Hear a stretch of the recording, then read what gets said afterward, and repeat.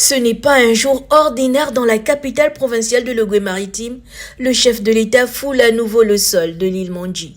Accueille des grands événements sur le tarmac de l'aéroport international rebaptisé Joseph Rinjambé Issani.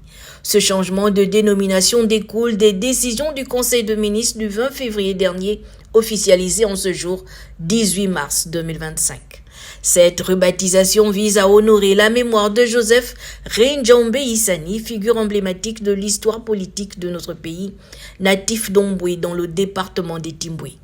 En présence de la famille, des populations et des membres du gouvernement, le président de la transition procède au dévoilage de la nouvelle plaque de cette infrastructure aéroportuaire et place ce monument historique sous la protection du Tout-Puissant.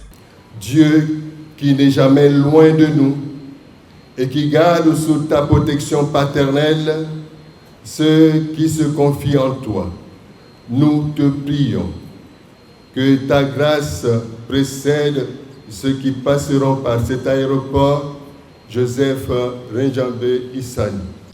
Ville cosmopolite, symbole d'unité dans la diversité, Port-Gentil reflète 35 ans après le décès de l'homme politique son idéologie de cohésion et d'unité nationale et de prospérité partagée. Monsieur le Président, le changement de nom n'est pas seulement un honneur pour la famille et la communauté, mais aussi une reconnaissance pour les principes et les valeurs qui ont animé Joseph Rinjambé tout au long de sa vie. Joseph Rinjambé n'était pas seulement un homme mienné, un commis Rungu. C'était un patriote, c'était un rassembleur. C'était quelqu'un qui pensait au-delà de clivages ethniques. C'était l'homme du peuple. L'événement du jour est un acte de mémoire et de justice qui s'inscrit dans une dynamique collective de redorer la dignité du peuple gabonais.